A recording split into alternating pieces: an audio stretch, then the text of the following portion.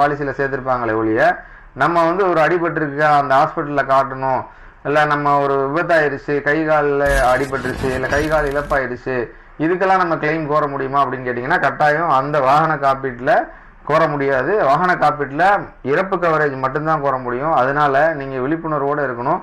நீங்க எப்பவுமே வாகனத்துல இயங்கக்கூடிய ஒரு நபரா இருந்தீங்க அப்படின்னா விபத்து காப்பீடு அப்படிங்கிற ஒரு தனி காப்பீடு ஒரு சிறிய தொகையிலிருந்தே ஸ்டார்ட் ஆகுது. 350 ரூபாயில இருந்து ஒரு பெரிய ரேஞ்ச் வரைக்கும் நமக்கு 5000 ரூபாய் வரைக்கும் கூட இன்னைக்கு வந்து மார்க்கெட்ல அவைலபிளா இருக்கு. அந்த மாதிரி ஒரு காப்பீடு எடுத்துக்கிட்டீங்கன்னா விபத்துனால உங்களுக்கு ஏற்படக்கூடிய மருத்துவ செலவுகளை அந்த காப்பீடு வந்து கவர் பண்ணிக்கும். அது போன்று நீங்க ஹெல்த் இன்சூரன்ஸ்ல எடுத்து வச்சிருந்தீங்க அப்படின்னா இந்த விபத்து காப்பீடு வந்து அதுல வந்து ஆல்ரெடி கவர் ஆயிருக்கும்.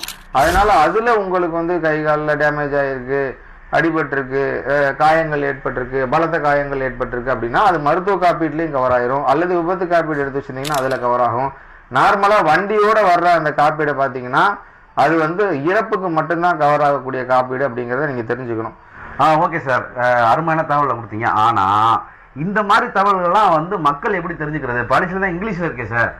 நிச்சயமா பாலிசியில பாத்தீங்கன்னா அதுல அனைத்து தகவல்களுமே இருக்கும், ஆனா ஆங்கிலத்துல இருக்கும். நாங்க ஃப்ரெண்ட்ஸ் மோட்டார்ஸ் இன்சூரன்ஸ்ல இருந்து இதுக்காகவே பிரத்யேகமா என்ன பண்றோம் அப்படின்னா ஒவ்வொரு வாகன பாலிசியோடய சேர்த்து தமிழ்லயே அந்த டேர்ம்ஸ் அண்ட் கண்டிஷன்ஸ்ல எதுக்கெல்லாம் பாலிசியில நமக்கு இன்சூரன்ஸ் கவர் ஆகும், எதுக்கெல்லாம் கவர் ஆகாது, ஒரு வாகனம் அடிபட்டா செய்ய வேண்டியது என்னெல்லாம் இருந்துச்சுன்னா நம்ம அதை வந்து முறையா கவரேஜ் கொண்டு போக முடியும் அப்படிங்கிறத எளிமையான தமிழ்லயே நம்ம விளக்க கடிதமா நம்ம பாலிசியோடயே பின் பண்ணி அதை கஸ்டமர் கொடுத்துறோம். அதை நீங்க படிச்சு பார்த்துட்டீங்க அப்படின்னாலே உங்களுக்கு பெரிய ஒரு அவேர்னஸா இருக்கும். இது போன்ற தொடர்ச்சியான தகவல் அறியணும்னு சொன்னாக்கா எங்களுடைய ஃபேஸ்புக் பேஜை ஃபாலோ பண்ணுங்க, இன்ஸ்டாகிராம் பேஜை ஃபாலோ பண்ணுங்க, எங்களுடைய யூடியூப் சேனல் நீங்க சப்ஸ்கிரைப் பண்ணுங்க. சிறந்த முறையில் இன்சூரன்ஸ் செய்யணும் அப்படின்னா முதல் கமெண்ட்ல இதனுடைய லிங்க் இருக்கும், அதுல போய் உங்களுடைய தகவலை பதிவு பண்ணீங்கன்னா எங்களுடைய முகவர்கள் உடனே உங்களை தொடர்பு வருவார்கள். நன்றி. நீங்க உங்க வாகனத்துக்கு இன்சூரன்ஸ் செய்யணும்னு நினைக்கிறீங்களா? உங்களுக்கான சரியான இடம் தாங்க இது.